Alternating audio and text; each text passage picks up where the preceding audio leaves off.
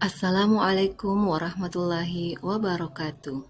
Perkenalkan, saya Herawati, calon guru penggerak Angkatan 7 dari SMA Nasional Maros.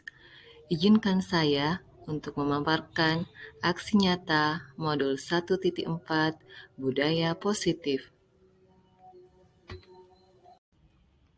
Ucapan terima kasih yang tak terhingga kepada Ibu Aswati SPD MPD sebagai fasilitator kami dan Bapak Muhajir SPD sebagai pengajar praktik. Aksi nyata yang saya lakukan dimulai dengan membuat keyakinan kelas.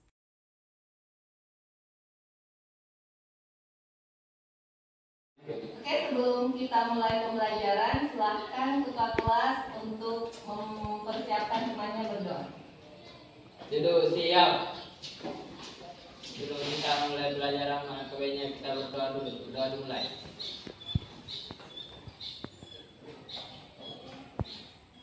Amin. Beri salam. Assalamualaikum warahmatullahi wabarakatuh. Waalaikumsalam warahmatullahi wabarakatuh. Silakan dibedakan Pak, mulai dari baunya tidak. Silakan.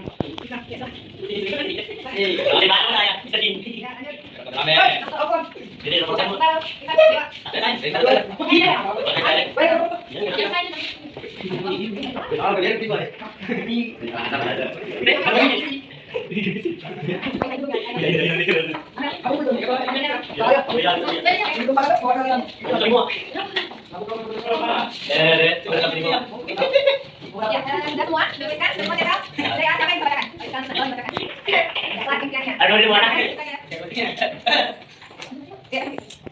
Kemudian cleaning bersih, mempunyai kipas angin atau AC, selanjutnya kelas hujan bersih dan rapi. Kelas impianku mau dibahas ban bersih, mempunyai kipas angin. Kelas hujan harusnya jaga kebersihan. Tapi kebersihan. Kelas impianku mau mempunyai kipas. Kelas impian saya bukan kelas belajar terbaik dan benar. Saya ingin kelas ini terlihat bagus dan bersih dengan dasar-dasar di sini. Kelas impianku hanya kelas wajib menjaga poin baca agar saya sesuai membaca dan mengumpulkan sikap rajin membaca. Tujuan impian saya tentunya akan membuat kita dalam belajar di sekolah merasa aman, nyaman dan baik guru, murid maupun waktu murid bisa belajar sambil bermain. Kelas impianku ingin mempunyai kipas angin dan lampu dan juga kelas sendirinya. Saya ingin kelas saya punya lampu. Terima kasih.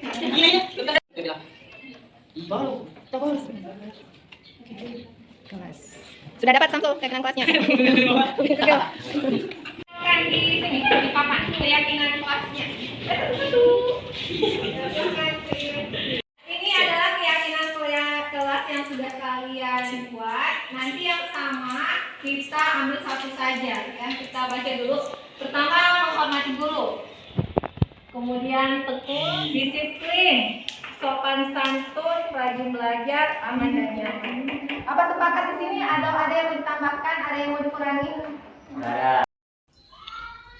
Selanjutnya, melakukan penyebaran pemahaman budaya positif kepada rekan guru di SMA Nasional Maros.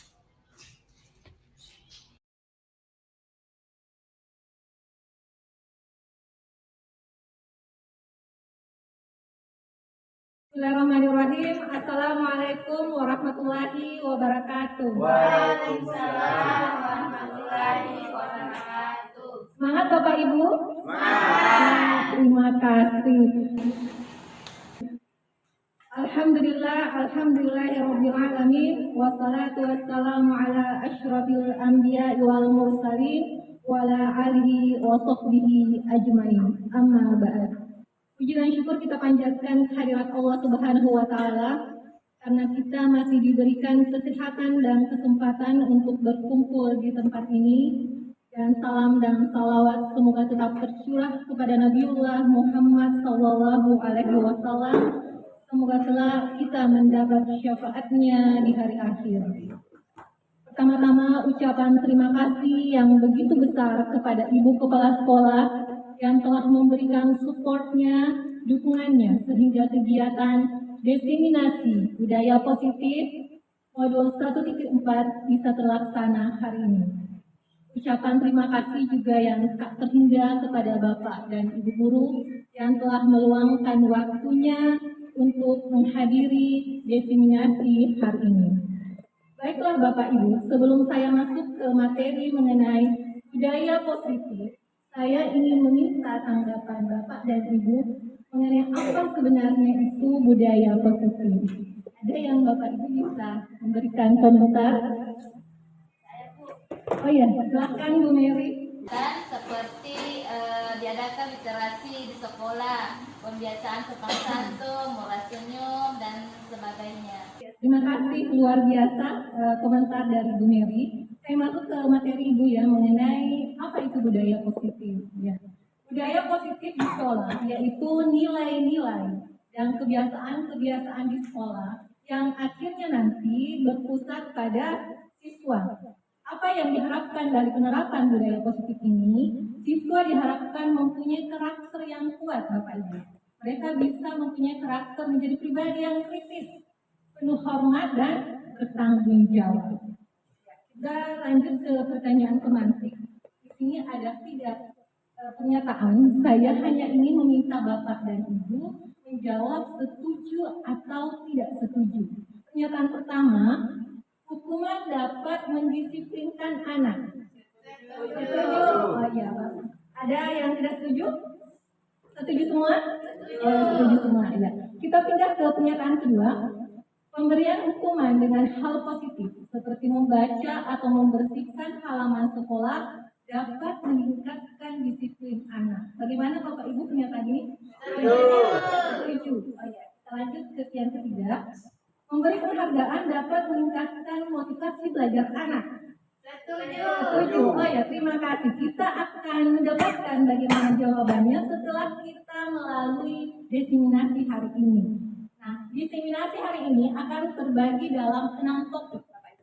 Yang pertama, topik mengenai disiplin positif dan nilai-nilai kebajikan universal. Yang kedua, teori motivasi, hukuman, dan penghargaan restitusi. Yang ketiga, keyakinan kelas. Yang keempat, kebutuhan dasar manusia dan dunia berkualitas. Yang kelima, restitusi 5 posisi kontrol. Dan yang keenam yaitu restitusi. Nah, di sini adalah segitiga restitusi. Nah, dari 6 topik ini, karena saya berdua di sini dengan Ibu Suri, maka kami membagi 2 topik ini. Saya akan membawakan topik pertama sampai topik ketiga. Kemudian Ibu Suri akan memaparkan nanti topik keempat sampai dengan topik 6. Ya. Kita lanjut ke slide selanjutnya, yaitu disiplin positif dan nilai-nilai kebajikan universal. Tapi sebelumnya kita bermain game dulu ya Bapak Ibu. Saya punya permainan karena di sini kita berpasangan, ada berapa pasangan ya Bapak Ibu. Jadi apa yang akan kita lakukan? Di sini Anda dan teman Anda akan melakukan kegiatan yang namanya cobalah buka. Ya, cobalah buka. Tugas Anda adalah mengepalkan satu tangan. Jadi Ibu kepalkan satu tangannya. Anggaplah di tangan Ibu dan Bapak ada sesuatu yang sangat berharga yang Ibu ingin sesuatu itu tidak boleh ada orang yang mengambilnya atau tidak boleh ada orang yang mengetahuinya. Teman di samping Bapak Ibu berusaha untuk membuka kepala tangan Ibu. Boleh dengan cara membujuk, boleh menggelitik, boleh membentak, pokoknya segala cara bisa dilakukan supaya Ibu bisa membuka kepala tangannya. Ya, saya kasih waktu 10 detik bisa kita coba ya. Bapak Ibu silakan. Ya boleh silakan Ibu berhadapan. Anggaplah Ibu punya ini ya sesuatu yang sangat berharga. Ya silakan Bapak Ibu. Ya Makanya bergantian lah, bergantian.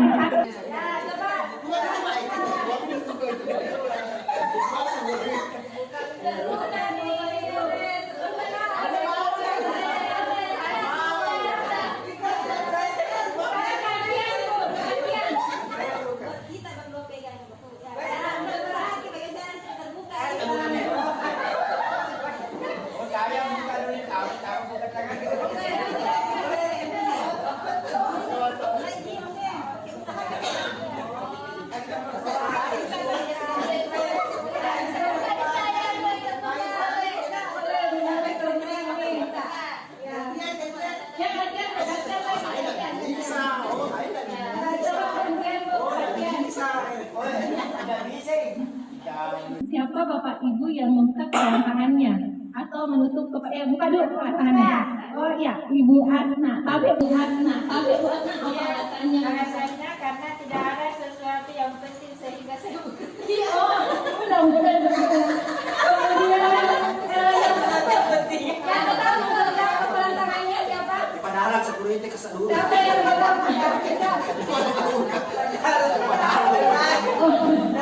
Ya, saya sudah membuka tangannya kamu. Oh, yang menutup tetap menutup. Alasannya Saya tidak meminta karena ada sesuatu hal yang penting di dalam tidak bisa dilihat. Oh, Masya Allah, ya betul ya. Semuanya bagus banget alasannya. Kemudian lanjut ke pertanyaan selanjutnya.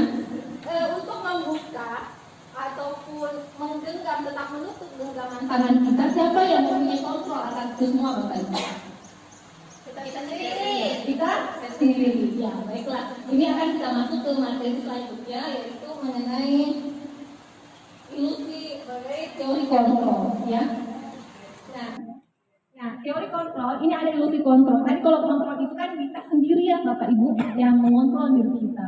Kemudian Dr. William Glasser dalam kontrol teori meluruskan miskonsepsi tentang kontrol itu sendiri. Yang pertama, ilusi guru mengontrol murid. Kita guru selalu berusaha, selalu mengatakan, kalau siswa kita menuruti apa yang kita katakan, bahwa kita sudah bisa mengontrol murid kita. Padahal tidak seperti Bapak Ibu ya. Karena yang sebenarnya walaupun kita bisa mengontrol anak-anak pada saat itu hanya sifatnya sementara. Karena yang bisa mengontrol diri anak itu sendiri ya dirinya sendiri. Kemudian miskonsepsi bahwa kritik dan membuat orang bersalah dapat menguatkan karakter. Ketika misalnya anak-anak kita ada yang bersalah, kita selalu mengatakan, Adina, kamu itu tidak sayang ya sama orang tuamu. Apa kamu tidak merasa bersalah kepada orang tuamu sehingga kamu berbuat seperti ini? Nah, menurut teori kontrol, hal ini, Bapak Ibu, ada dampak negatifnya. Ketika kita selalu mengkritik atau membuat anak merasa bersalah, itu bisa menjadikan aspek psikologis yang tidak bagus. Anak akan menjadi pribadi yang merasa tidak bagus, merasa rendah diri, merasa bukan orang yang berguna. Ya, kalau kita akan berbuat seperti itu.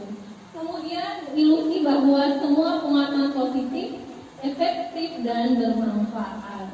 Kalau kita punya siswa yang bermasalah dan kita selalu membujuk-bujuknya dengan hal-hal hadiah atau hal-hal yang sifatnya positif, itu akan bergantung pada kita. Itu yang kita tidak harapkan, karena kita ingin anak-anak berbuat baik ya karena dirinya sendiri ya, bukan karena orang lain. Kemudian ilusi bahwa orang dewasa memiliki hak untuk memaksa. Ini juga Bapak Ibu adalah miskonsepsi tentang teori kontrol. Kemudian di sini ada perubahan paradigma dari stimulus respon menuju ke teori kontrol, ya. Dari stimulus respon kita mencoba mengubah orang agar berpandangan sama dengan kita. Mungkin kita selama ini selalu menempatkan posisi kita paling benar ya ke siswa kita, tanpa kita menyadari bahwa siswa mungkin punya pendapat yang tidak sama dengan kita. Ya, jadi teori kontrol mengatakan kita berusaha memahami pandangan orang lain tentang dunia. Itu di teori kontrol. Yang kemudian perilaku buruk dilihat sebagai suatu kesalahan. Ketika kita misalnya anak-anak kita ada yang bolos, terlambat di sekolah, kita selalu mengatakan itu salah itu apa, tanpa kita mungkin melihat kenapa sih anak-anak kita berbuat seperti ini. Nah, di teori kontrol yang mengatakan bahwa semua perilaku memiliki tujuan. Ya, apapun yang dilakukan anak kita, positif atau negatif, itu ada hal-hal yang mereka miliki tujuannya. Mungkin itu yang kita harus gali dari mereka. Kemudian orang lain bisa mengontrol saya. Kita tadi sudah bisa bermain Ibu ya, bahwa untuk membuka atau menutup kepalan tangan, ya orang lain bisa maksa kita. Tetapi kontrol kita mau membuka atau menutup, ya ada pada diri kita sendiri. Ya. Kemudian pemaksaan ada pada saat rujukan gagal. Kalau di teori kontrol, kolaborasi dan kesepakatan menciptakan pilihan-pilihan baru. Dan nanti akan dijelaskan lebih lanjut ini masalah ini ya Bu. Model berpikir menang kalah. Kalau di teori kontrol, model berpikirnya menang-menang. Nah, kemudian kita masuk di sini makna disiplin. Nah, ini mungkin disiplin buat kita sebagai guru itu adalah hal yang sangat berat yang ingin kita terapkan ke siswa. Nah, kalau kita mendengar kata disiplin, apa di benak Bapak dan Ibu? Ya, seperti tepat waktu, Ketaatan atau kepatuhan. akan kepatuhan. Ya, itu makna disiplin yang kita ketahui saat ini. Ya. Nah, disiplin sebenarnya itu berasal dari bahasa Latin, disiplina, yang artinya belajar. Ya. Artinya belajar, disiplin itu membuat orang menggali potensinya menuju sebuah tujuan apa yang dihargai. Tetapi mana disiplin kita ini telah berubah menjadi sesuatu yang dilakukan seseorang pada orang lain untuk mendapatkan kepatuhan. Padahal sebenarnya disiplin itu belajar. Belajar bagaimana kita mengontrol diri kita sendiri untuk menjadi lebih baik. Itulah sebenarnya makna disiplin yang sebenarnya. Ya. Ya, jadi kita selalu menghubungkan kata disiplin dengan ketidaknyamanan, bukan dengan apa yang kita hargai, bukan dengan apa tujuan mulia yang ingin kita capai. Positif. Nah, apa nilai-nilai yang baik itu? Ya, jadi disiplin tadi kita mau menuju nih nilai-nilai yang baik, nilai-nilai yang baik itu yang disebut dengan nilai-nilai kebajikan universal. Jadi kalau universal menyeluruh, nilai-nilai itu menyeluruh, tidak memandang bahasa, dia lintas agama maupun latar belakang nilai-nilai kebajikan itu. Ya, jadi dikatakan oleh Dr. William Glasser pada teori kontrol tadi bahwa setiap perilaku atau perbuatan itu memiliki suatu tujuan, ya. Kemudian dengan mengaitkan nilai-nilai kebajikan yang diyakini seseorang, maka motivasi intrinsiknya akan terbangun. Ini yang ingin kita bangun di anak-anak Bu. Motivasi intrinsik sehingga menggerakkan motivasi dari dalam untuk mencapai tujuan mulia yang diinginkan. Nah, apa sih nilai-nilai kebajikan itu yang untuk siswa kita? Pemerintah sudah menggalakkan yang namanya profil pelajar Pancasila. Inilah Bapak Ibu nilai-nilai kebajikan yang menjadi tanggung jawab kita untuk kita berikan untuk agar anak-anak kita bisa menerapkan ini. Apa nilai yang pertama? Beriman dan bertakwa kepada Tuhan yang Maha Esa dan berakhlak mulia. Ini nilai pertama saja ini sudah luar biasa Ibu ya, sudah begitu dalam maknanya. Beriman dan bertakwa. Kita ingin anak-anak kita seperti itu dan punya akhlak yang mulia. Akhlak kalau dalam bahasa itu kan respon terhadap sesuatu. Kita ingin anak-anak kita melakukan sesuatu dengan baik. Kita ingin anak-anak kita punya akhlak yang baik kepada gurunya, kepada temannya, kepada sesama, kepada binatang, kepada lingkungannya. Itu yang kita inginkan. Yang kemudian berkebinekaan global. Ya, kita sadari bahwa kita sekarang sudah berada dalam era yang luar biasa, kemajuan sama di abad 21. Lintas bahasa, lintas bangsa sudah terjadi. Kita mengharapkan anak-anak kita bisa tampil nanti ke depan, bergaul dengan bangsa-bangsa dimanapun dia berada, tetapi tetap membawa ciri khasnya sebagai orang Indonesia. Ya. Kemudian bergotong royong. Ya, ini adalah budaya karakter bangsa kita yang begitu kuat. Bergotong royong di sini adalah kolaborasi. Anak-anak kita harus ajarkan berkolaborasi dengan teman-temannya agar bisa menjadi orang-orang yang hebat. Kemudian kreatif. Ini juga PR besar ya Bu, kreatif. Dimana sekarang zaman begitu canggih, anak-anak untuk bekerja ya harus kreatif ya.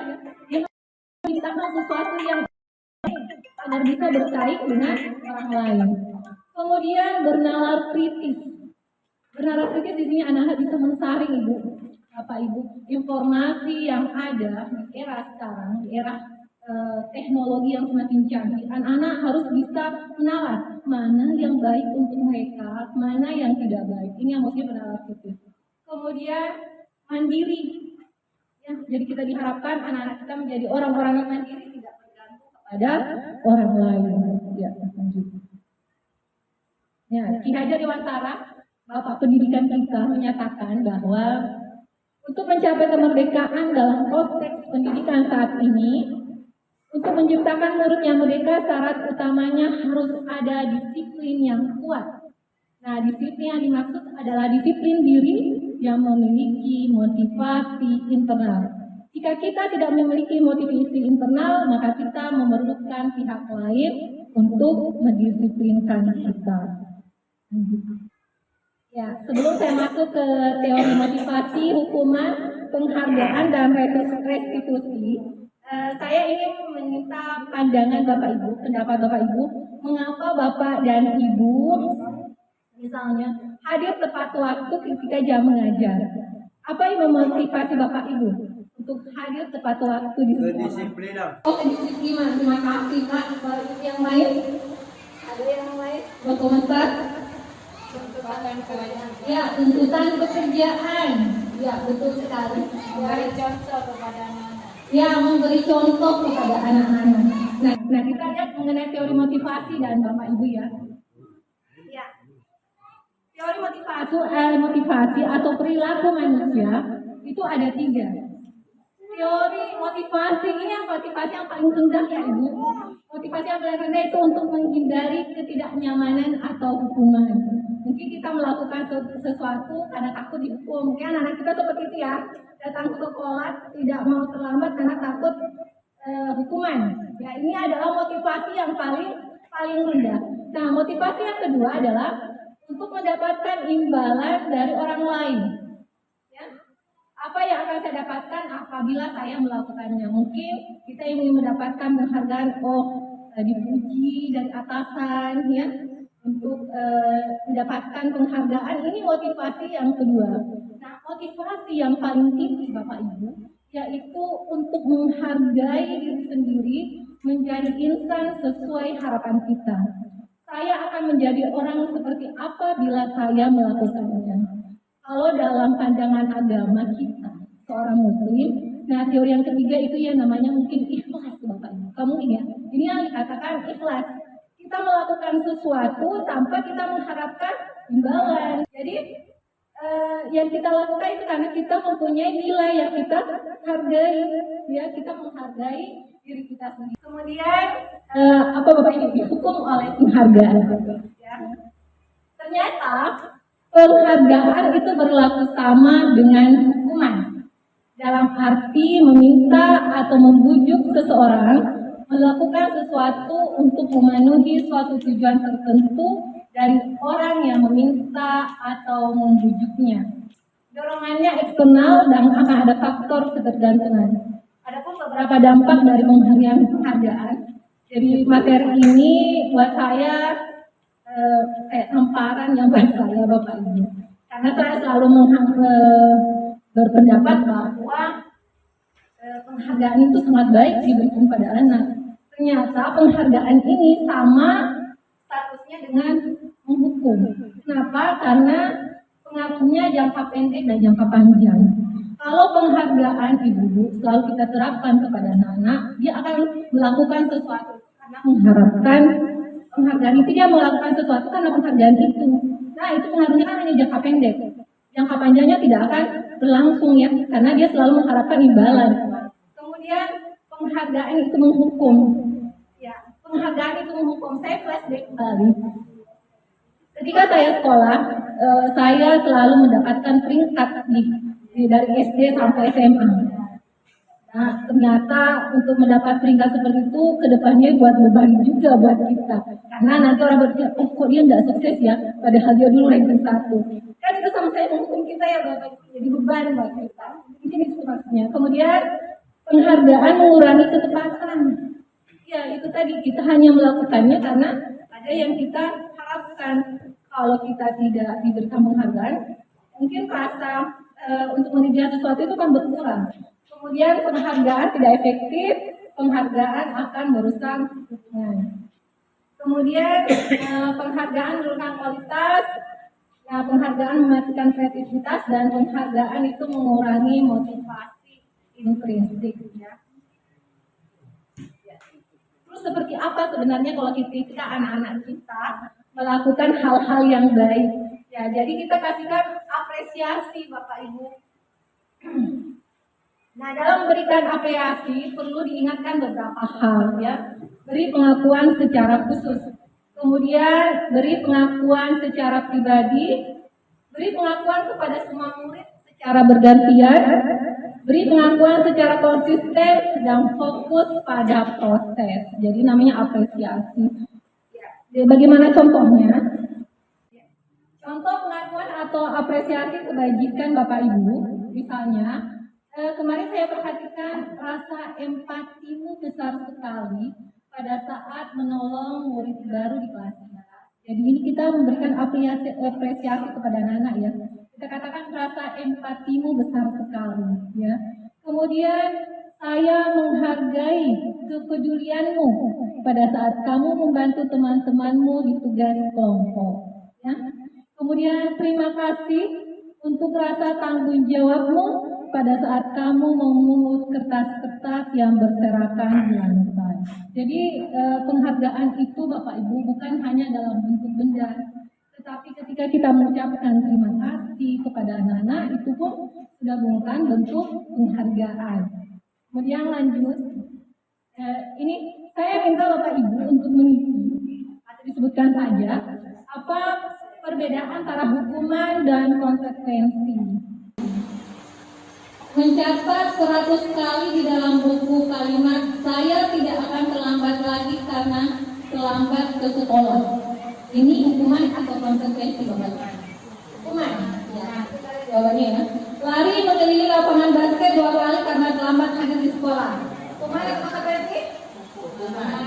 Kemudian murid diminta untuk push up 15 kali karena tidak menggunakan masker ke sekolah. Hukuman. Menggantikan kertas tugas teman yang telah dicoret-coret atau membersihkan tumpahan air di meja tulis karena tersenggol pada saat belajar. Murid disuruh untuk mengenakan sepatu seharian di sekolah karena tidak menggunakan sepatu hitam. Hukuman. Lari mengelilingi lapangan basket 2 kali karena terlambat 10 menit untuk pelajaran tinggi obat. Hukuman konsekuensi. Kita lihat jawabannya Bapak Ibu ya. Ada satu yang sudah bisa.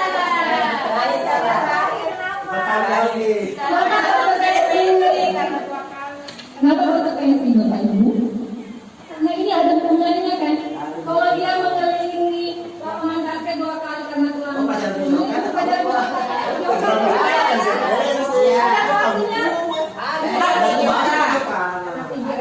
Kalau yang di atas kan tidak ada hubungannya Ibu ya.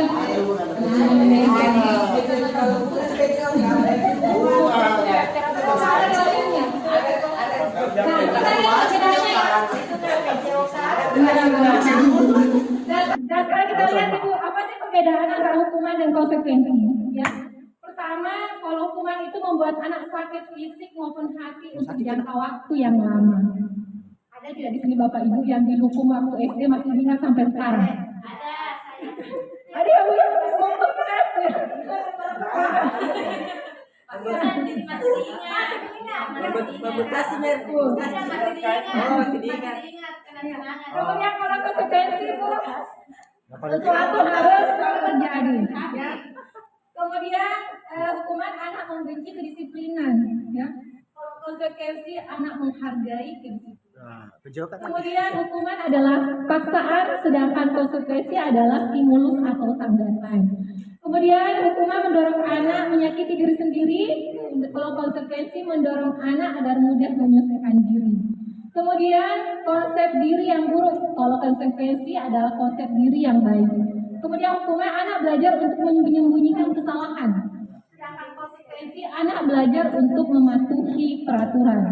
Kemudian hukuman marah, rasa bersalah, dipermalukan karena tak dihargai. Tetapi kalau konsekuensi kehilangan hak dibuat tidak nyaman, diasingkan untuk sementara, ada time out-nya. Jadi konsekuensi itu sifatnya sementara. Lanjut. Nah, kita pindah ke sini Bapak Ibu. Apa itu restitusi? Dari tadi ada hukuman, ada konsekuensi, kita masuk ke yang namanya restitusi. Apa itu restitusi? Adalah proses menciptakan kondisi bagi murid untuk memperbaiki kesalahan mereka sehingga mereka bisa kembali kepada kelompok mereka dengan karakter yang lebih kuat. Jadi ini lebih tinggi dari konsekuensi Bapak Ibu. Tingkatannya adalah restitusi. Nah, restitusi adalah proses kolaboratif yang mengajarkan murid untuk mencari solusi untuk masalah mereka dan membantu murid berpikir tentang orang seperti apa yang mereka inginkan atau mencapai tujuan yang mulia. Nanti akan dibahas lebih mendalam oleh Ibu Suri ya mengenai restitusi ini Bapak Ibu. Nah, ini ada beberapa perbedaan antara hukuman dengan konsekuensi dan restitusi. Jadi kalau hukuman itu identitas gagal, identitas sukses itu adalah konsekuensi dan restitusi. Hukuman bersifat negatif, sedangkan konsekuensi netral dan restitusi itu bersifat positif. Ya, lanjut. Kita pindah ke keyakinan kelas. Ya. Ini materi terakhir dari saya mengenai keyakinan kelas. Mengapa tidak peraturan saja? Mengapa harus keyakinan kelas? Tolong digabungin ya Bapak Ibu. Mengapa kita memiliki peraturan harus menggunakan helm dalam mengendarai kendaraan roda 2? Kenapa Bapak Ibu mau menggunakan helm ketika mengendarai kendaraan roda 2? Ada yang bisa menjawab Bapak Ibu? Itu adalah salah satu peraturan dari Aturan yang harus dihargai ya Pak Bapak. Apalagi Bapak Ibu? Ya, menjaga keselamatan. Yang kita hargai keselamatan ya Bu. Yang lebih keselamatan itu. Nah, kenapa kita memiliki peraturan 3M menggunakan masker, mencuci tangan dan menjaga jarak 1,5 meter pada saat pandemi? Kenapa Bapak Ibu pakai masker? Ya, supaya tidak terkena virus, tidak tertular ya. Mengapa kita memiliki peraturan harus datang tepat waktu pada saat mengikuti pelatihan? Karena tidak ketinggalan. Ya, agar tidak ketinggalan materi. Ya, betul. Nah, yang tadi Bapak Ibu sebutkan itu sudah ada motivasi prinsipnya ya, yaitu kembali ke nilai-nilai keyakinan yang lebih untuk menggerakkan seseorang dibandingkan mengikuti serangkaian peraturan-peraturan. Jadi keyakinan kelas itu adalah nilai-nilai kebajikan atau prinsip-prinsip universal yang disepakati bersama lepas dari latar belakang suku, negara, bahasa maupun agama. Nah, menurut dosen, keyakinan itu akan lebih memotivasi seseorang dari dalam dan akan lebih bersemangat untuk menjalankan keyakinannya daripada sekedar mengikuti serangkaian peraturan. Sama tadi ya Bapak menggunakan helm. Kalau saya pasti akan menggunakan helm walaupun dekat, karena saya tahu helm itu bukan untuk takut sama polisi ya, tetapi untuk keselamatan. Karena itu nilai yang saya ini ya.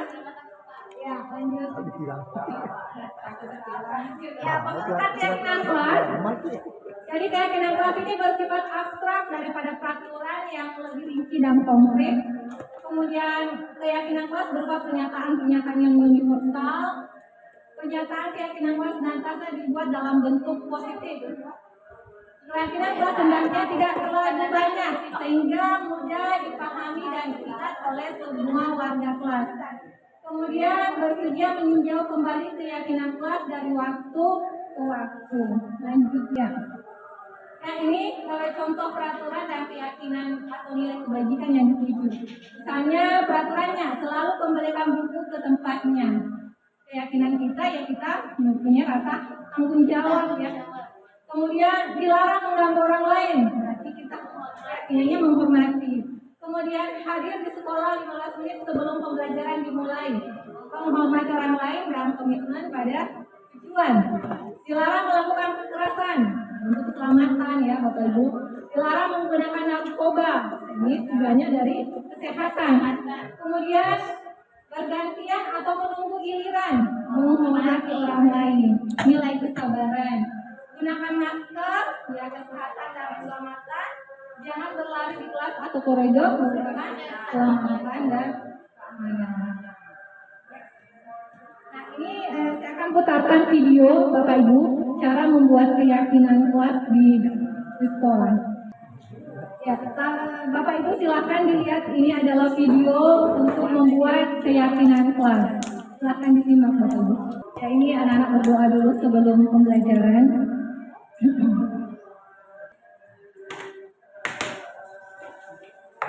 Sebelumnya saya sudah menjelaskan ke anak-anak Bapak Ibu ya.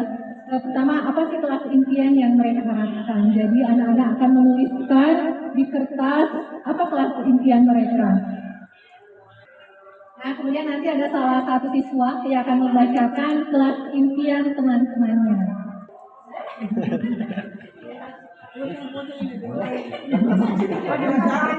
Ya, dibacakan Bapak Ibu kelas impiannya. Kelas impiannya ke anak ingin ada kipas angin, ingin terang kelasnya bersih, ya itu kelas impian mereka. Lanjut ini anak-anak menuliskan keyakinan kelasnya dulu. Masing menuliskan dulu keyakinan kelasnya. Kemudian mereka akan menempelkan ke papan tulis keyakinan yang mereka yakini untuk mencapai kelas impiannya. Kemudian kita merangkum keyakinan kelas ini Bapak Ibu yang sama, kita ambil satu saja kalau ada yang sama ya.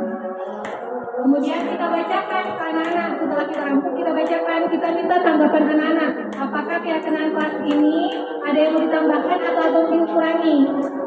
Kalau sudah disepakati keyakinan kelas ini, kita minta anak-anak untuk menandatangani, kemudian ditempelkan di kelasnya. Nah, ketika anak-anak, apa fungsinya Ibu, Bapak Ibu?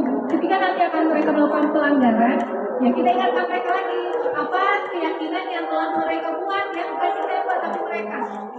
Apa keyakinan yang telah mereka buat? Berarti kalau mereka melanggar keyakinan yang mereka buat sendiri, seperti itu. Kalau tadi Bapak Ibu materi saya mulai dari disiplin positif dan nilai-nilai kebajikan universal sampai dengan keyakinan kelas. Materi selanjutnya saya serahkan kepada Ibu Suri. Waktu dan tempat saya.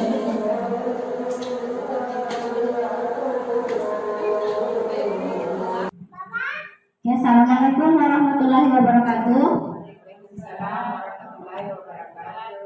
Bagaimana teman-teman semua? Sudah capek? Sudah semangat. Oke, supaya kita tidak tegang, coba berdiri dulu semua. Dimohon untuk berdiri. Kita ada sedikit permainan dulu untuk sebelum kita melanjutkan materinya. Ya, kita mulai ya. Jadi 1, 2, 3. Aku adalah pohon yang besar, ini dahanku dari jika aku patah prok prok prok, jika aku patah prok prok prok. Oke, terima kasih, silakan duduk kembali. Oke, baiklah.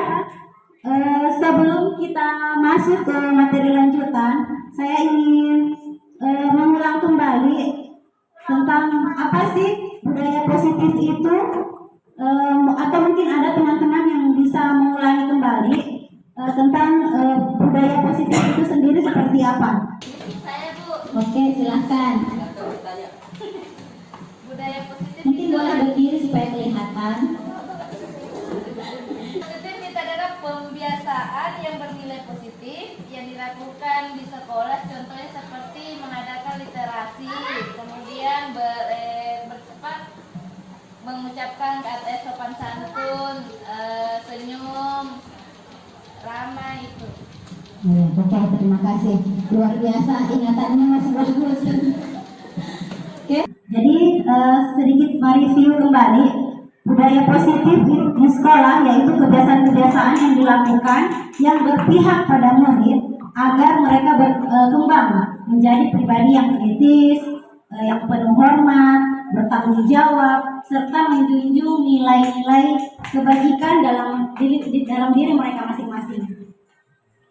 Kemudian di sini ada pertanyaan, apa contoh penerapan budaya positif yang telah kita terapkan di dalam lingkungan sekolah sehari-hari? Mungkin teman-teman bisa menyebutkan salah satunya apa? Contohnya, yang merasa, oh sebenarnya yang saya lakukan ini ternyata budaya positif ya, tapi oh saya baru tahu sekarang. Mungkin ada yang bisa disampaikan? Apa? Coba. Ya, coba silahkan Bu Cilda. Contoh dari penerapan budaya positif yang telah dijalani di sekolah ini salah satunya yaitu sebelum belajar melakukan literasi Al-Quran. Ya, itu salah satunya ya. Atau masih ada yang mau ditambahkan? Kalau tidak, kita lanjut ke slide berikutnya. Ini ada beberapa contoh penerapan budaya positif yang sebenarnya jauh-jauh hari sudah kita laksanakan, cuma mungkin kita belum sadar, oh ternyata ini budaya positif ya. Kita hanya, yang kita tahu adalah ini adalah pembiasaan yang baik untuk anak-anak, tapi kita tidak spesifik bahwa oh ternyata ini adalah budaya positif yang ada di lingkungan sekolah. Dan salah satunya itu yang pertama, melaksanakan tata tertib di sekolah, yaitu misalnya datang tepat waktu, memakai pakaian yang rapi, pulang tepat waktu, dan lain sebagainya. Kemudian ada cinta kebersihan dan lingkungan, seperti yang kita lakukan setiap hari di lingkungan sekolah, yaitu bergiat membersihkan lingkungan sekolah sebelum kita masuk ke dalam kelas masing-masing. Kemudian ada religius itu yang seperti apa? Seperti tadi yang Ibu Cilda sampaikan bahwa ada literasi Al-Quran yang kita lakukan sebelum memulai proses pembelajaran. Kemudian juga rutinitas kita di hari Jumat, yaitu melakukan tadarus bersama. Itu semua termasuk bagian dari budaya positif ya teman-teman. Nah, kita sekarang akan masuk ke materi inti di eksplorasi konsep modul 14 budaya positif. Di sini ada 6 poin untuk membahas mengenai kebutuhan dasar manusia dan dunia berkualitas. Kemudian yang selanjutnya restitusi 5 posisi kontrol kita sebagai guru di sekolah. Kemudian yang terakhir ada restitusi, ada segitiga restitusi. Nanti di poin ke-6 ini di slide terakhir akan saya tampilkan skenario video yang berkaitan dengan segitiga restitusi supaya teman-teman lebih paham, oh ternyata segitiga restitusi yang dimaksud itu seperti ini. Nanti kita akan tonton bersama-sama. Nah, kita akan membahas mengenai kebutuhan dasar manusia dan dunia berkualitas. Untuk menciptakan lingkungan sekolah, menciptakan budaya positif di sekolah dengan lingkungan yang aman, kemudian mengharapkan siswa-siswa kita itu menjadi siswa-siswa yang bertanggung jawab, yang berdaya saing tinggi, kemudian yang kompeten, dan tentunya bahagia. Hal penting yang harus kita lakukan sebagai seorang pendidik adalah memahami apa yang menjadi kebutuhan dasar mereka. Saya akan membahas tentang 5 kebutuhan dasar manusia. Namun sebelumnya saya ingin menyampaikan bahwa ini berkaitannya dengan kebutuhan dasar manusia. Ki Hajar Dewantara itu pernah menyampaikan seperti ini, bahwa dia mengibaratkan seorang pendidik itu seperti seorang petani. Bagaimana seorang petani itu dia tidak hanya menuntun padi yang dia tanam, tapi untuk menumbuhkan dan menyuburkannya sampai panen, dia itu harus merawat, dia harus memupuk, dia harus membuang semua rumput-rumput yang mengganggu. Sebagai pendidik harusnya seperti itu. Kita tidak hanya menuntut murid bahwa mereka harus pintar, tapi juga kita harus menuntun mereka. Bagaimana caranya? Ya kita harus memposisikan diri. Kita harus melihat bahwa oh siswa saya kurangnya di bagian ini, berarti saya harus mendampingi. Berlebihan tidak, tapi tetap diarahkan, tetap dituntun. Sebagaimana seorang petani yang mencintai tanamannya,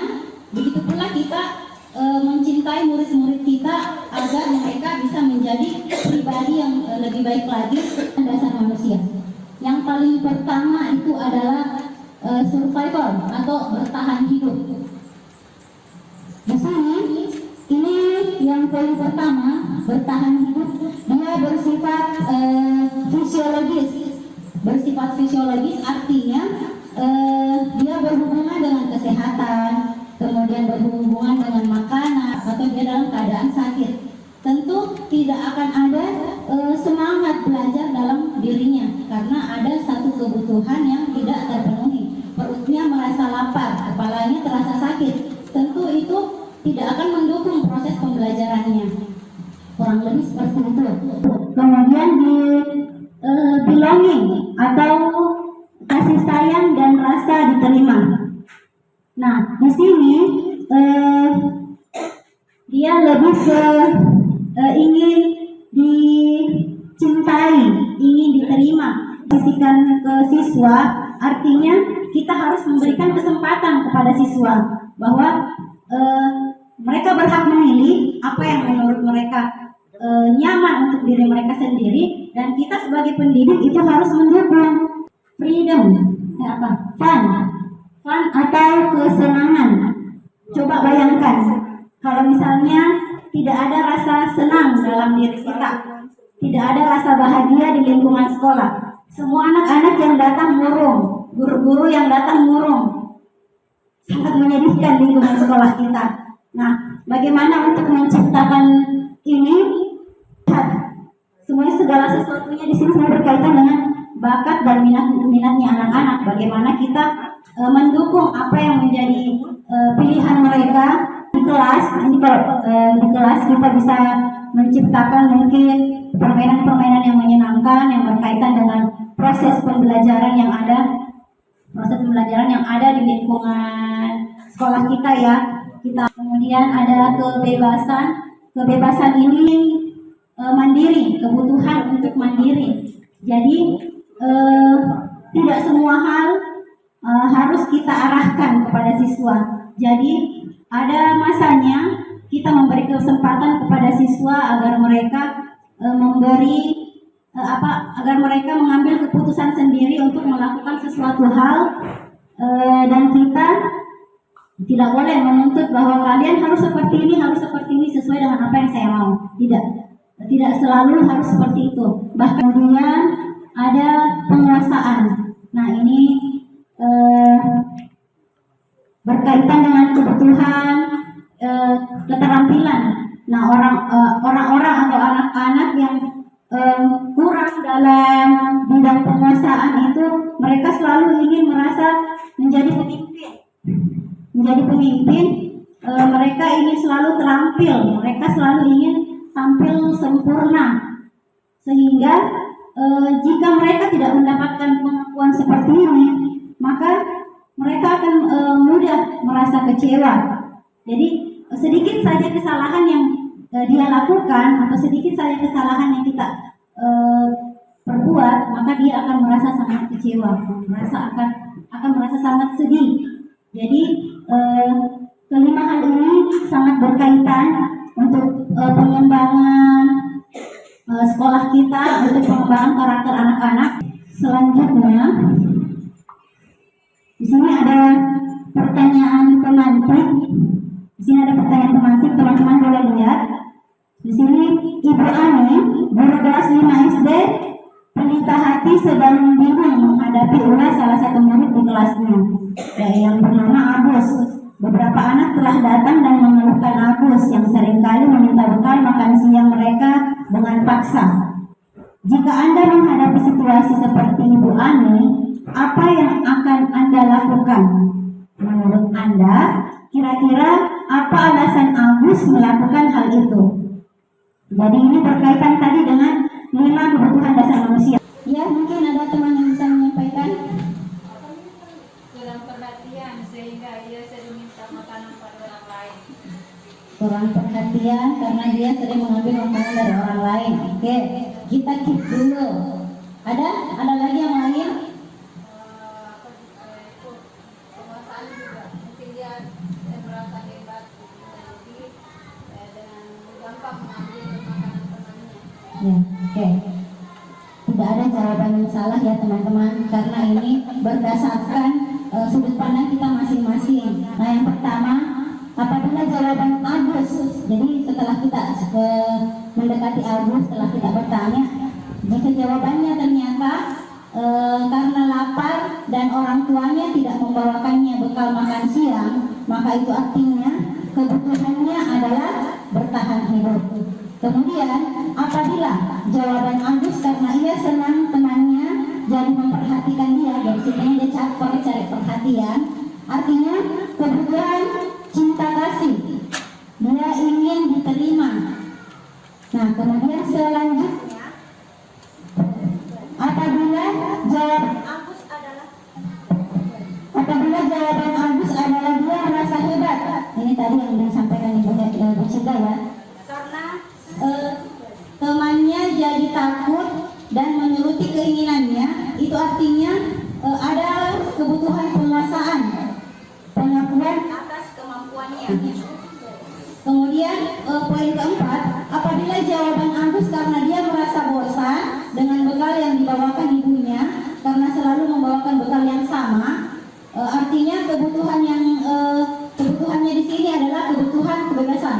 Jadi dia menginginkan ada pilihan lain selain yang selalu diberikan oleh ibunya. Kemudian poin yang kelima, apabila jawaban Agus adalah karena iseng saja dan dia menikmati ekspresi wajah temannya yang kesal karena diambil makanannya, berarti dia kebutuhan yang dia butuhkan itu adalah kebutuhan kesenangan. Ya, kita lanjut ke restitusi 5 posisi kontrol. Hal yang pertama yang perlu kita tahu adalah apa sih restitusi itu? Nah, restitusi itu adalah proses menciptakan kondisi bagi murid untuk memperbaiki kesalahan mereka sehingga mereka bisa kembali pada kelompok mereka dengan karakter yang betul. Di sini teman-teman bisa lihat, di sini ada tabel. Kalau posisi kita sebagai penghukum itu menghardik, menunjuk-nunjuk, menyakiti atau menyindir, itu. Kemudian si penghukum akan berkata, kalau kamu tidak melakukannya awas ya. Jadi terkesan ada ancaman. Jadi kita sebagai siswa pasti merasa terintimidasi, takut. Kaitannya dengan dunia berkualitas. Murid meletakkan guru di luar dunia berkualitas, artinya dia tidak menghormati, tidak menghargai gurunya. Kemudian muridnya akan berkata, ini masih penghukum yang muridnya akan berkata, biarkan saja, nanti juga marah-marah lagi. Kita posisi kontrolnya sebagai penghukum, maka ini yang akan terjadi, sehingga berdampak pada murid yang akan terus melakukan kesalahan karena dia sudah merasa terbiasa dimarahi, sudah merasa terbiasa diintimidasi, akhirnya biar saja. Kita lanjut ke membuat rasa bersalah. Kadang akan menggunakan bahasa-bahasa yang lembut, yang sopan, yang membuat kita merasa bersalah. Dia memanfaatkan suasana hening untuk menjadikan kita merasa takut sendiri. Guru akan berkata pada posisi pembuat rasa bersalah itu, kamu sudah tahu, ibu lelah sekali mengatakannya, ibu stres. Hasil dari posisi pembuat rasa bersalah ini, anak-anak akan terbiasa menyembunyikan hal-hal yang seharusnya tidak disembunyikan. Kemudian dia pandai menyangkal, bukan saya yang seperti itu. Tidak bu, itu si Anu. Kadang mereka kan seperti itu. Kemudian kita lanjut posisi sebagai teman. Guru membuatkan alasan-alasan untuk muridnya. Kemudian dia akan berkata, ayolah lakukan demi ibu, demi bapak. Masa kamu tidak mau? Ingat tidak, ibu pernah bantu. Hasilnya murid-murid akan merasa bergantung dengan bapak ibu gurunya. Kemudian apa dampaknya? Anak-anak menjadi lemah. Lemah dalam arti dia merasa tidak percaya diri jika guru dengan posisi teman itu tidak ada di sekelilingnya. Kemudian dia tidak mandiri dan merasa bergantung. Dia hanya akan bersemangat dia hanya akan melakukan sesuatu jika saja bapak atau ibu guru dengan posisi teman itu ada di dekat dia. Nah, kemudian kita lanjut ke posisi pemantau. Di sini dia mengandalkan menghitung, dia mencatat, kemudian mengukur, kemudian dia akan berkata kalau misalnya ada satu pelanggaran, apa peraturannya, apa konsekuensinya. Hasilnya dia menyesuaikan diri. Jadi dia menyesuaikan diri dengan apa yang menjadi peraturan yang ada di sekolah. Lanjut, dampaknya itu menitik beratkan pada sanksi atau hadiah untuk dirinya. Nah, kemudian yang terakhir, posisi manajer. Posisi manajer yang guru lakukan adalah mengajukan pertanyaan-pertanyaan yang membuat anak-anak nyaman. Contohnya seperti ini. Apa yang kita yakini? Misalnya ada satu masalah, kemudian kita bertanya, apa yang kita yakini? Apa yang bisa kamu kerjakan untuk memperbaiki masalah ini? Misalnya anak-anak bermain bola, kemudian kaca jendela pecah, itu kita tidak langsung marah, tapi kita panggil anak-anak itu, kemudian kita tanyakan, kira-kira apa yang bisa kamu lakukan untuk memperbaiki ini? Jadi nanti anak-anak sendiri akan berpikir, oh saya akan memperbaikinya Bu. Pertama-tama saya akan membersihkan pecahan kaca, kemudian saya akan membeli kaca yang baru dan memasangnya. Jadi kurang lebih seperti itu. Nah, hasilnya itu akan menguatkan pribadi anak itu. Kemudian kaitannya dengan dunia berkualitas, murid meletakkan dirinya sebagai individu yang positif dalam dunia berkualitas. Kemudian mereka berkata, bagaimana caranya saya bisa memperbaiki keadaan. Kalau misalnya kita bertanya sama siswa, sama murid tersebut, kemudian dia merasa kebingungan, kadang ada murid yang bertanya kembali, bagaimana kalau menurut ibu bagaimana, apa yang harus saya lakukan. Jadi kita sebagai guru posisi manajer itu mengarahkan, oh mungkin sebaiknya seperti ini nak. Nah kalau setelah kita menyampaikan ide, kita bertanya lagi bagaimana, kamu setuju atau tidak. Jadi tidak serta-merta bahwa karena dia sudah bertanya ke kita, jadi kita memberikan ide, memberikan saran dan si murid langsung menerima. Tidak. Kalau posisi manajer itu betul-betul kita berdiskusi sampai tidak memberatkan kedua belah pihak. Jadi masing-masing merasa nyaman dengan keputusan yang disepakati. Kita lanjut. Di sini ada tugas untuk kalian. Kerja di rumah. Tidak. Kita langsung saja ya. Di sini ada tabel. Ini berkaitan dengan teori kontrol ya. Tadi sebagai pengukur, pembuat rasa bersalah, kemudian pemantau, teman dan manajer. Nah, di sini ada 1, 2, 3, 4, 5, ada 6 tabel. Di sini ada 6 pertanyaan. Silahkan teman-teman langsung jawab. Jawab kalau misalnya saya kecewa sekali dengan kamu. Siapa yang mengatakan? Apakah penghukum? Apakah pemberi rasa bersalah? Atau pemantau, teman atau manajer? Apa penghukum? Ada yang saya kecewa sekali dengan kamu.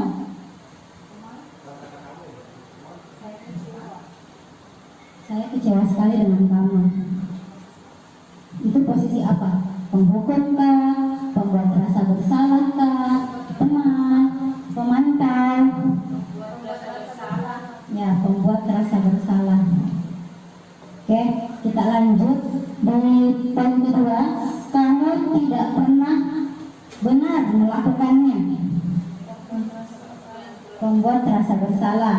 Kemudian, ayolah lakukan demi ibu, lakukan demi bapak. Itu siapa yang mengatakan? Teman. Kemudian, apakah kamu mau mendapatkan stiker bintang hari ini? Siapa ini yang memberi?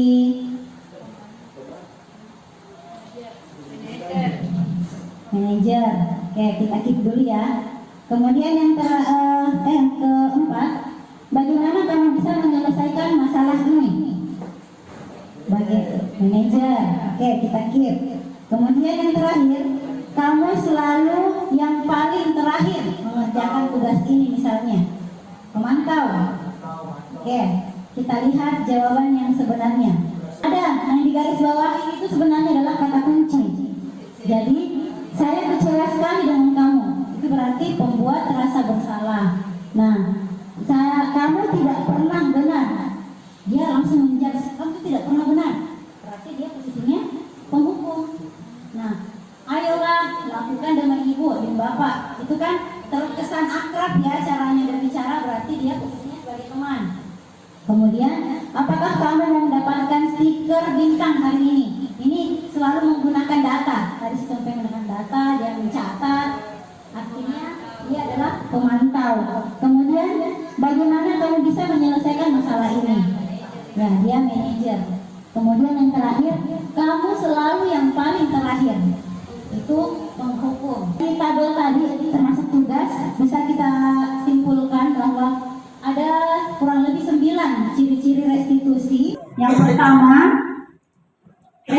restitusi itu bukan untuk menebus kesalahan, namun untuk belajar dari kesalahan.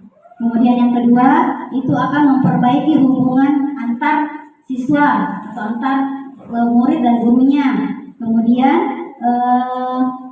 restitusi itu adalah tawaran, jadi kita tidak boleh memaksa, tidak boleh keputusan saya yang harus kamu dengar, tapi kita harus saling tawar-menawar. Kemudian restitusi itu menuntun untuk melihat ke dalam diri, jadi segala sesuatunya harus kita kembalikan lagi ke dalam diri kita. Kemudian yang kelima, restitusi mencari kebutuhan dasar yang mendasari tindakan. Jadi harus kita kembali lagi melihat apa kebutuhan dasarnya. Kemudian yang keenam, restitusi diri adalah cara yang paling baik untuk memperbaiki diri. Kemudian yang ketujuh, restitusi fokus pada karakter bukan tindakan. Jadi restitusi ini digunakan sebenarnya untuk memperbaiki karakter yang ada pada diri kita dan pada murid-murid, bukan pada apa yang menjadi tindakan kita, apa yang menjadi hukuman yang tepat untuk anak-anak. Tidak seperti itu ya. Kemudian restitusi fokus pada solusi, dia berfokus pada bagaimana penyelesaian yang baik.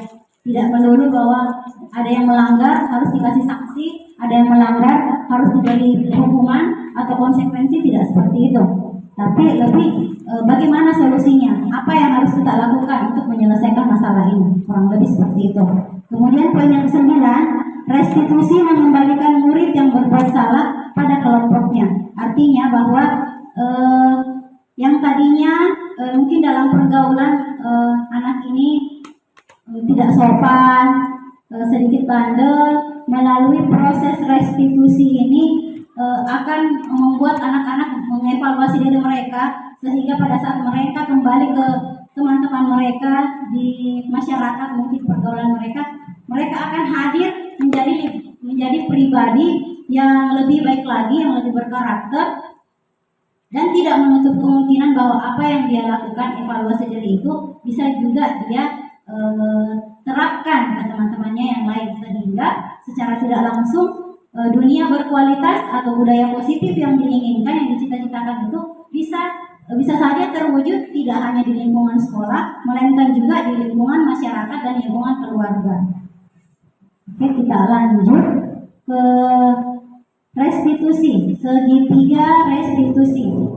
Ini saya paling suka di sini karena saya baru menyadari sebenarnya, oh ternyata apa yang saya lakukan selama ini sangat jauh berbeda. Tidak juga bilang pokoknya apa ya, dia menjadi tamparan keras. Karena selama ini saya juga masih memposisikan diri lebih banyak sebagai penghukum. Pernah saya mungkin memposisikan diri sebagai teman, manajer, tapi secara keseluruhan itu saya lebih ke penghukum. Anak-anak melanggar, saya langsung dikasih sanksi. Nah, di sini ada segitiga restitusi. Segitiga restitusi ini adalah bentuk penyelesaian masalah selain memberikan hukuman atau konsekuensi kepada anak-anak. Nah, teman-teman bisa melihat di sini ada 3, yaitu yang pertama menstabilkan identitas, kemudian ada validasi kebutuhan atau validasi rasa bersalah, kemudian yang ketiga itu menanyakan keyakinan. Menstabilkan identitas itu di sini ada contoh kata-katanya. Kamu bukan satu-satunya yang pernah melakukan ini. Setiap orang pasti pernah melakukan kesalahan. Jadi kita menyampaikan kepada anak-anak, setiap orang pernah melakukan kesalahan. Itu adalah menstabilkan identitas. Artinya kita mungkin bahasa sederhananya memperbaiki perasaan anak-anak yang tadinya mungkin dakdikduk karena melakukan kesalahan. Dengan pertanyaan-pertanyaan seperti ini, akhirnya mereka merasa sedikit tenang dan bisa lebih fokus dalam berdiskusi atau sharing dengan gurunya. Kemudian validasi kebutuhan atau validasi tindakan yang salah. Di sini kita bisa mengatakan kepada anak-anak bahwa kamu tentu punya alasan mengapa melakukan itu. Jadi kita tidak bisa kamu yang salah. Tidak seperti itu, tapi kita memberikan validasi bahwa oh iya, kamu pasti punya alasan. Ibu tahu kamu pasti punya alasan kenapa sampai melakukan hal itu. Kemudian adakah cara yang lebih efektif untuk mendapatkan apa yang kamu butuhkan selain berkelahi misalnya, selain memarahi teman misalnya, selain membolos misalnya, kurang lebih seperti itu. Kemudian menanyakan keyakinan. Jadi di sini kita menanyakan kepada anak-anak nilai-nilai apa yang telah kita sepakati, karena sebelumnya kita sudah membuat keyakinan bersama anak-anak. Jadi apa yang menjadi keyakinan mereka itu kita tanyakan kembali. Ini sesuai tidak? Perbuatan kamu sesuai tidak dengan keyakinan-keyakinan yang telah kita sepakati bersama. Kemudian misalnya kita juga bertanya kepada anak-anak, kamu ingin menjadi orang yang seperti apa? Dengan melakukan hal yang seperti ini, nanti ke depannya kamu mau jadi orang yang seperti apa? Ini sesuai tidak dengan keinginan kamu untuk menjadi orang yang jujur misalnya, orang yang cerdas misalnya ya, kurang lebih seperti itu. Kita lanjut ke slide berikutnya. Ini penjelasannya. Teman-teman bisa lihat, menstabilkan identitas itu untuk membuat anak yang merasa gagal karena berbuat salah menjadi positif terhadap dirinya. Kemudian lanjut tadi Bu. Kemudian validasi kebutuhan itu membantu murid mengenali basic atau kebutuhan dasar yang ingin dipenuhinya ketika melakukan kesalahan tersebut. Kemudian menanyakan keyakinan. Anak melihat kesalahannya dihubungkan dengan nama sosial dan nilai-nilai yang mendasari manusia berinteraksi dengan orang lain. Ini ada video penerapan restitusi. Ini hanya sekedar skenario ya yang saya buat untuk menunjukkan penerapan dari segitiga restitusi itu. Nah, jadi di sini ceritanya si Rahmat ini terlambat datang ke sekolah, kemudian dia berbohong kepada orang tuanya. Dia berkata kalau anak-anak di sekolah anak-anak terlambat itu mendapatkan sanksi, itu harus membayar 20.000 dan hari itu uang jajannya tidak cukup 20.000 sehingga dia memilih untuk bolos saja. Jadi di sini menggunakan semua bagian dari segitiga restitusi itu diterapkan dalam video ini. Cuma suaranya tidak terlalu kedengarannya. Jadi di sini menanyakan keyakinan. Di sini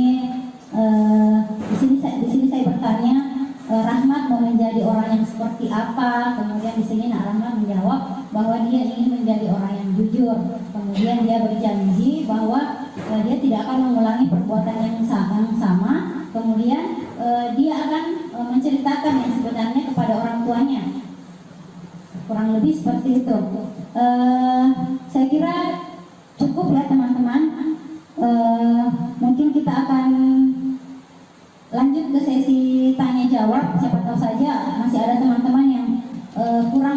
beberapa materi yang telah kami sampaikan. Tapi saya duduk dulu ya teman-teman. Terima kasih untuk waktunya. Kita lanjut untuk sesi tanya jawab. Ya, demikianlah tadi pemaparan dari Ibu Suri materi keempat sampai ke-6. Saya persilahkan kepada Bapak dan Ibu. Siapa tahu ada yang ingin bertanya tentang materi yang telah kami bawakan berdua. Kami persilahkan Bapak dan Ibu. Ya, silakan Bu Meri. Ya, terima kasih atas kesempatan yang telah diberikan. Saya mau tanyakan dari pemateri Ibu Hera. Dari materi yang pertama yang saya tanyakan yaitu apakah pemberian hukuman pada siswa yang melanggar tidak perlu lagi dilakukan? Ya, terima kasih Ibu Mary atas pertanyaannya. Ya, setelah kita bahas dari materi tadi yang mengenai restitusi, pemberian hukuman di sini harusnya menjadi opsi yang paling terakhir. Kalau bisa jangan kita lakukan lagi. Kalau dulu-dulu ya saya dari 5 posisi kontrol tadi, ya kita dulu awal-awalnya pasti sudah melakukan semua ya Bapak Ibu, mulai penghukum, kita membuat anak-anak merasa bersalah, kita posisikan, dan kalau nggak bisa lagi kita posisikan diri kita sebagai teman, kemudian kita posisikan diri kita lagi sebagai pemantau, di mana kita buat kesepakatan di kelas dulu saya buat sama anak-anak kesepakatan. Kemudian kalau kesepakatan itu mereka melanggar, berarti mereka harus mendapatkan konsekuensi dari apa yang telah mereka lakukan. Nah, setelah saya mendapatkan ilmu baru ini mengenai restitusi, di mana ketika anak-anak melakukan kesalahan, kita harusnya membantu mereka untuk mereka mengetahui kesalahannya dan mau memperbaiki diri. Nah, untuk melaksanakan seperti ini, Bapak Ibu, bukan cara yang mudah. Bukan hal yang instan karena mungkin kita sudah terbiasa dan merasa nyaman dengan posisi kontrol kita sebelumnya. Kalau kita menghukum ya sudah kita anggap sudah selesai masalah. Tetapi yang kita butuhkan di sini Bapak Ibu bahwa apa yang kita lakukan, kita ingin anak-anak di sini punya motivasi internal. Mereka melakukan sesuatu itu karena berdasarkan dari dalam dirinya. Kalau selama ini kan mungkin anak-anak berbuat sesuatu ya banyak hal masih motivasi eksternal ya dari kita guru-gurunya. Nah, untuk menumbuhkan motivasi internal ini memang butuh waktu Bapak Ibu, tidak bisa 1-2 hari. Itulah makanya ada yang namanya budaya positif, itu adalah pembiasaan, butuh kerjasama kita semua. Tetapi saya yakin kalau kita berkomitmen, ada upaya kita tetap kita dapatkan ilmu baru ini dan kita berusaha bersama-sama mau memperbaiki. Insya Allah kedepannya kita bisa menjadikan anak-anak kita menjadi lebih baik. Kita berdoa semoga ya kita tidak lagi memberikan posisi anak-anak menghukum, jangan lagi menghukum, tetapi apalagi anak kita sudah tamat SMA, kita bisa mengajak mereka berdiskusi, mengajak mereka bersharing ya. Semoga hal-hal seperti itu bisa kita kembangkan ke depannya. Seperti itu barangkali jawaban dari saya, Bu. Terima kasih. Mungkin dari teman-teman yang lain ada lagi yang ingin bertanya, silahkan Bu Sudha. Terima kasih atas kesempatannya. Saya ingin mengajukan pertanyaan ke Ibu Suryani sebagai pemateri kedua. Bagaimana cara memahami kebutuhan dasar murid yang belum terpenuhi secara maksimal? Ya, silakan Bu. Terima kasih. Pertanyaan yang sangat luar biasa. Tentu hal yang paling pertama yang harus kita lakukan untuk memahami bagaimana sebenarnya kondisi anak kita, kenapa mereka sampai melakukan hal itu, kebutuhan apa yang sebenarnya dia butuhkan, kenapa kenapa kebutuhan itu belum terpenuhi. Tentu hal yang paling mendasar yang harus kita lakukan itu adalah melakukan pendekatan. Jadi sebenarnya tidak mudah memang memposisikan diri kita di posisi manajer, tapi sebenarnya itulah posisi yang terbaik. Kenapa? Karena di posisi manajer ini kita sudah memiliki 2 keterampilan sekaligus, sebagai teman dan sebagai pemantau. Nah, kalau 2 hal ini sudah kita miliki, artinya akan lebih mudah untuk memahami karakter anak-anak kita, sehingga kita misalnya melihat dia ini anak sering terlambat padahal rumahnya dekat. Pasti kita bertanya-tanya, ada apa sebenarnya, apa yang dia cari. Kita tidak boleh langsung memarahi, melainkan kita melakukan pendekatan apa yang sebenarnya dicari anak ini. Nah, kita kemudian misalnya memposisikan diri sebagai teman, mendekati dia di jam-jam istirahat, mungkin kita boleh mengajak dia ngobrol, kemudian kita menanyakan kenapa sering terlambat, apa yang menyebabkan, padahal jarak rumahnya tidak begitu jauh, akses kendaraan juga lancar, bahkan mungkin dia memiliki kendaraan pribadi. Kemudian lantas apa yang membuat kamu terlambat? Nah, kalau misalnya kita melakukan pendekatan-pendekatan seperti itu tanpa melakukan tanpa memberikan hukuman atau tanpa membuat dia merasa bersalah, pokoknya kita buat dia senyaman mungkin ngobrol dengan kita, tentu dengan leluasanya, dengan gampangnya mereka kan menyampaikan. Kadang mungkin ada anak-anak yang akan menjawab, tidak ibu, iseng aja. Nah, itu kan kita sudah tahu bahwa ternyata dia memerlukan kebutuhan di bidang kebutuhan kesenangan. Nah, dari situ kita bisa mengajak anak ini bahwa tidak seperti itu. Harusnya kalau misalnya kamu merasa senang melihat kamu iseng atau merasa senang melihat gurumu, bapak ibu gurumu misalnya marah atau menegur, itu tidak boleh seperti itu. Kalau misalnya kamu ingin merasa mencari kesenangan, bisa dengan cara yang lain. Misalnya, ayo nanti di mata pelajarannya ibu ada permainan yang berkaitan dengan materi kita hari ini. Sebisa mungkin kamu harus terlibat di dalamnya. Nah, di situ kan dia sudah merasa, oh iya, ibu mengajar saya. Oh iya, jadi kita harus selalu membuat anak-anak kita ini merasa nyaman dengan kita. Jadi ketika anak-anak itu melakukan kesalahan, melakukan pelanggaran, mereka akan dengan mudahnya menyampaikan, sehingga kita akan lebih mudah mengetahui bahwa ternyata kebutuhan yang hilang atau yang kurang dalam dirinya itu misalnya penguasaan atau kesenangan, atau dia merasa kurang bebas, kurang lebih seperti itu. Jawaban dari saya. Bagaimana Ibu Indah, sama masih ada yang kurang?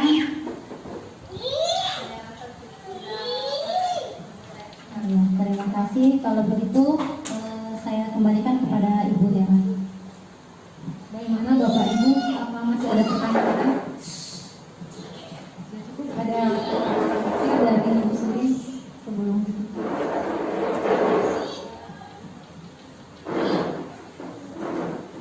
Baik teman-teman, karena sudah tidak ada lagi yang ingin bertanya, mudah-mudahan apa yang kami sampaikan hari ini kedepannya bisa kita berkolaborasi bersama untuk mewujudkan budaya positif itu sendiri di sekolah kita, sehingga nanti anak-anak kita bisa menjadi anak-anak yang lebih kompeten, yang lebih bertanggung jawab, yang selalu bahagia, sehingga nanti anak-anak kita di luar sana tidak lagi dipandang remeh oleh orang lain, bahwa ternyata dimanapun mereka berada, kalau misalnya lingkungan sekolahnya mendukung, maka mereka akan menjadi pribadi yang berkarakter, yang menjunjung nilai-nilai kebijakan dalam diri mereka. Itu saja yang bisa saya sampaikan kepada teman-teman. Mungkin ada tambahan dari Ibu Hera, silakan. Ya, baiklah Bapak dan Ibu, tadi sudah disampaikan oleh Ibu.